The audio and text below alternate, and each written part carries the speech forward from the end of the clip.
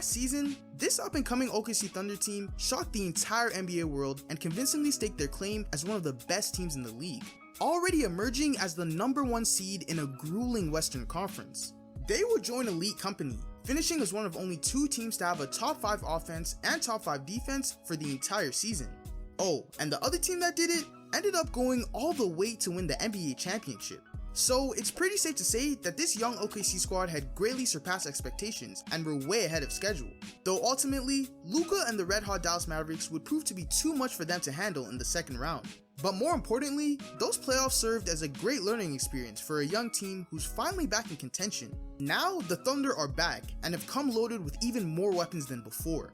They're ready to officially take over the NBA.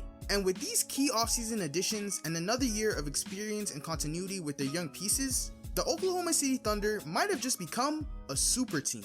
How, Sway? As usual, the GOAT GM Sam Presti and his front office got to work this offseason, making some elite level acquisitions. First, completely fleecing the Chicago Bulls and trading Josh Giddey for Alex Caruso. Caruso is an absolute defensive stalwart and has been widely regarded as one of the most valuable role players in the entire league for several years now. Offensively, he's the prototypical plug-and-play wing who can space the floor from 3, attack closeouts, and even do a little playmaking when he needs to. OKC adding another elite perimeter defender next to Lu Dort will be a scary sight to see for opposing offenses. Flipping the obvious odd man out in Josh Giddey, who always needed the ball in his hands to be effective and was never a reliable floor spacer, for one of the most seamless fitting role players in the NBA is an absolute masterclass in front office execution. After that, the Thunder also managed to lure highly coveted big man Isaiah Hartenstein away from the Knicks with a hefty contract offer. Hartenstein is a relentless ball of energy on both ends of the court. He always crashes the glass for offensive and defensive rebounds, defends at a high level, being able to roam and protect the rim, while also having the agility to move his feet when switched onto smaller players. And he's a great facilitator for a big man while working out of the high post. And that silky smooth floater of his will absolutely cook your team's best big man any day of the week. iHeart is so versatile that you could easily choose to start him at the 5 next to Chet or let him feast off the bench with the second unit. Either way, those 2 new offseason pieces just made the #4 defense in the NBA last season even better. And the best part is, they don't take anything away from OKC's high-powered offense either. Aside from shipping out Giddey, who clearly didn't fit, Oklahoma City made the wise decision to maintain their roster continuity this summer. They still have All-NBA caliber defender Lu Dort under contract for several years, but they also went ahead and re-signed 2 major contributors off their bench, bringing back both Isaiah Joe and Aaron Wiggins on very solid contracts. Joe has quickly become one of the best shooters in the league with OKC, and ended last season hitting over 41% of his threes on over 4 attempts per game. And Aaron Wiggins is another young wing who just adds to the long list of players on the Thunder who can do a little bit of everything while coming off the bench. This team was already one of the deepest units in the NBA, and somehow they just managed to get even more loaded. The potential starting lineup for the Oklahoma City Thunder could shape out in a couple different ways. We could see SGA at the 1, Lu Dort at the 2, Alex Caruso at the 3, J-Dub at the 4, and Chet Holmgren at the 5.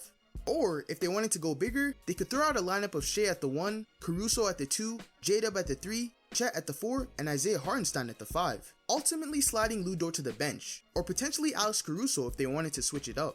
Then the overall second unit would consist of some combination of either Lu Dort, Alex Caruso, and or Isaiah Hartenstein, Cason Wallace, Isaiah Joe, and Aaron Wiggins. And maybe there might also be some room for the big man Jalen Williams to see some minutes too. But you know what the scariest part about all of it is? The OKC Thunder are still such a young team, and they have several pieces who will continue to develop and get even better next season. Jalen Williams averaged 19 points, 4.5 assists, and 4 rebounds last season on ultra-efficient shooting splits of 54% from the field, 42% from 3, and 81% at the line. He was a borderline all-star last season, and will very soon become a perennial all-star talent in this league. J-Dub is only entering his year 3 season next year, and has continued to get better year after year. He's already becoming the prototypical star two-way wing that you dream of pairing next to a dynamic guard like Shea. The sky is truly the limit on his potential. Chet Holmgren put up 16 points, 8 rebounds, and 2 blocks last season. He was a legitimate DPOY candidate for most of the year, and would have easily run away with the Rookie of the Year award if it wasn't for that one tall alien dude named Wemby. Chet does everything you need out of a modern NBA big man, and then some. He shoots the 3 at a great clip while still being a consistent interior threat. He masterfully protects the rim and can also move his feet on the perimeter,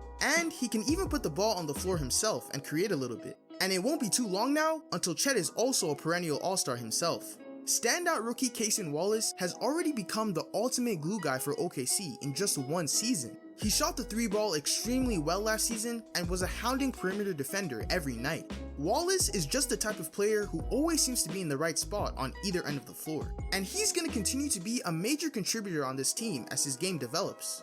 All that young talent, and we haven't even mentioned the absolute steal the Thunder picked up in this year's draft. Nikola Topic is a 6'7" guard who was a consensus top 3 pick before his ACL injury. And at just 18 years old, Topic has elite playmaking instincts and is an aggressive downhill attacker. Oklahoma City basically gets to just draft and stash him for the season while he recovers from his injury. And after spending a full year learning the NBA game from the sidelines, he too could quickly become an impactful player on this team. And last, but certainly not least, Shai Gilgeous-Alexander is a bona fide superstar. He just came off of a season where he averaged 30 points, 6 assists, and 5.5 rebounds per game on great efficiency, and finished as a close second in MVP voting. SGA is one of the best players in the world. A silky smooth guard who can get to wherever spot he wants to on the court and dominate at all 3 levels. He'll continue to find himself at the top of the MVP race for several years to come. And with Shai at the center of everything, OKC has a real chance to do great things for a long time. Eventually, this Thunder team will have 2 legitimate all-stars next to a perennial MVP candidate in SGA. One of those all-stars is a defensive player of the year caliber big man with a dynamic offensive skill set. The other is an elite 2-way wing with rangy arms who can basically do it all on offense. And of course, we all know the complete onslaught that Shai Gilgeous-Alexander will put on teams every night. That big 3, surrounded by arguably the best supporting cast in the NBA, filled with role players that shine on both ends of the floor, will dominate the league and win multiple championships. And some might even call them a super team.